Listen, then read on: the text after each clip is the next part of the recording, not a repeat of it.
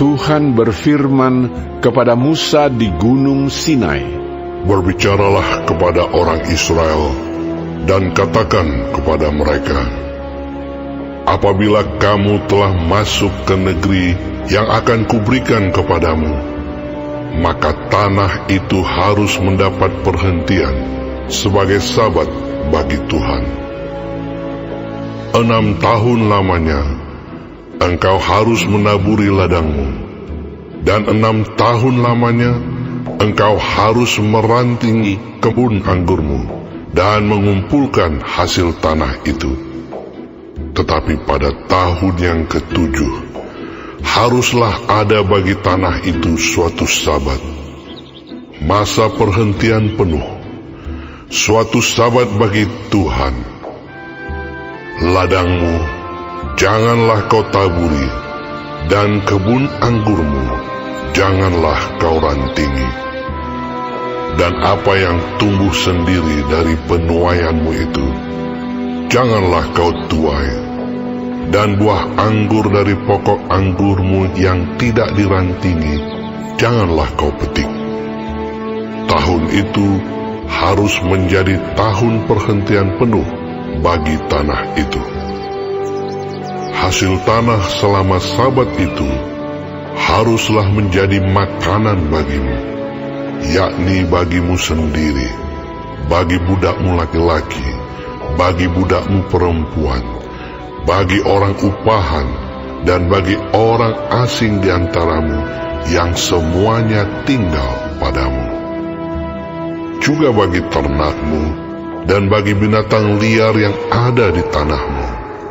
Segala hasil tanah itu menjadi makanannya. Selanjutnya engkau harus menghitung 7 tahun sabat, yakni 7 kali 7 tahun, sehingga masa 7 tahun sabat itu sama dengan 49 tahun. Lalu engkau harus memperdengarkan bunyi sangkakala di mana-mana dalam bulan yang ke-7 pada tanggal 10 bulan itu. Pada hari raya pendamaian, kamu harus memperdengarkan bunyi sangkakala itu di mana-mana di seluruh negerimu. Kamu harus menguduskan tahun yang ke-50 dan memaklumkan kebebasan di negeri itu bagi segenap penduduknya. Itu harus menjadi tahun Yobel bagimu, dan kamu harus masing-masing pulang ke tanah miliknya dan kepada kaumnya. Tahun yang ke-50 itu harus menjadi tahun Yobel bagimu. Jangan kamu menabur, dan apa yang tumbuh sendiri dalam tahun itu jangan kamu tuai. Dan pokok anggur yang tidak dirantingi, jangan kamu petik buahnya. Karena tahun itu adalah tahun Yobel, haruslah itu kudus bagimu. Hasil tahun itu yang hendak kamu makan, harus diambil dari ladang. Dalam tahun Yobel itu, kamu harus masing-masing pulang ke tanah miliknya. Apabila kamu menjual sesuatu kepada sesamamu, atau membeli daripadanya, janganlah kamu merugikan satu sama lain. Apabila engkau membeli dari sesamamu, haruslah menurut jumlah tahun sesudah tahun Yobel, dan apabila ia menjual kepadamu, haruslah menurut jumlah tahun panen. Makin besar jumlah tahun itu, makin besarlah pembeliannya, dan makin kecil jumlah tahun itu, makin kecillah pembeliannya. Karena jumlah panenlah yang dijualnya kepadamu. Janganlah kamu merugikan satu sama lain, tetapi engkau harus takut akan Allahmu, sebab Akulah Tuhan Allahmu. Demikianlah kamu harus melakukan ketetapanku dan tetap berpegang pada peraturanku serta melakukannya. Maka kamu akan diam di tanahmu dengan aman tentram. Tanah itu akan memberi hasilnya, dan kamu akan makan sampai kenyang dan diam di sana dengan aman tentram. Apabila kamu bertanya, apakah yang akan kami makan dalam tahun yang ke-7 itu? Bukankah kami tidak boleh menabur dan tidak boleh mengumpulkan hasil tanah kami? Maka aku akan memerintahkan berkat-Ku kepadamu dalam tahun yang ke-6, supaya diberinya hasil untuk 3 tahun. Dalam tahun yang ke-8, kamu akan menabur, tetapi kamu akan makan dari hasil yang lama sampai kepada tahun yang ke-9. Sampai masuk hasilnya, kamu akan memakan yang lama. Tanah jangan dijual mutlak, karena akulah pemilik tanah itu, sedang kamu adalah orang asing dan pendatang bagiku. Di seluruh tanah milikmu, haruslah kamu memberi hak menebus tanah. Apabila saudaramu jatuh miskin, sehingga harus menjual sebagian dari miliknya, maka seorang kaumnya yang berhak menebus, yakni kaumnya yang terdekat, harus datang dan menebus yang telah dijual saudaranya itu. Apabila seseorang tidak mempunyai penebus, tetapi kemudian ia mampu, sehingga didapatnya yang perlu untuk menebus miliknya itu, maka ia harus memasukkan tahun-tahun sesudah penjualannya itu dalam perhitungan, dan kelebihannya haruslah dikembalikannya kepada orang yang membeli daripadanya, supaya ia boleh pulang ke tanah miliknya. Tetapi jikalau ia tidak mampu untuk mengembalikannya kepadanya, maka yang telah dijualnya itu tetap di tangan orang yang membelinya sampai kepada tahun Yobel. Dalam tahun Yobel, tanah itu akan bebas, dan orang itu boleh pulang ke tanah miliknya. Apabila seseorang menjual rumah tempat tinggal di suatu kota yang berpagar tembok, maka hak menebus hanya berlaku selama setahun, mulai dari hari penjualannya. Hak menebus berlaku hanya 1 tahun.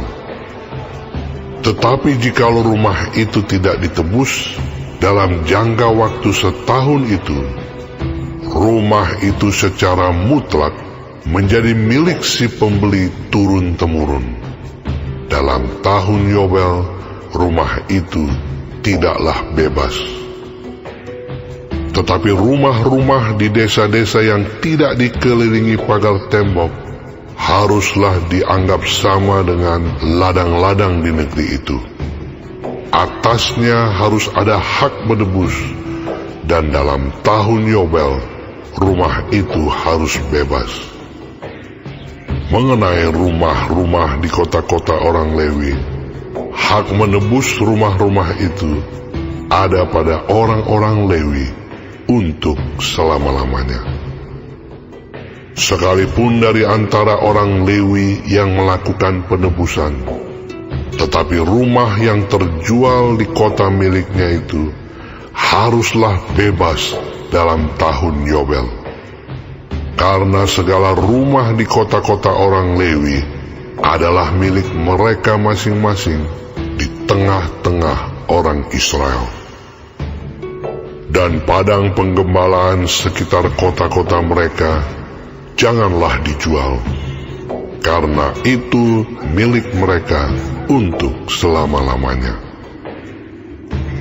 Apabila saudaramu jatuh miskin, sehingga tidak sanggup bertahan di antaramu, maka engkau harus menyokong dia sebagai orang asing dan pendatang, supaya ia dapat hidup di antaramu. Janganlah engkau mengambil bunga uang atau riba daripadanya, melainkan engkau harus takut akan Allahmu, supaya saudaramu dapat hidup di antaramu. Janganlah engkau memberi uangmu kepadanya dengan meminta bunga. Juga makananmu janganlah kau berikan dengan meminta riba.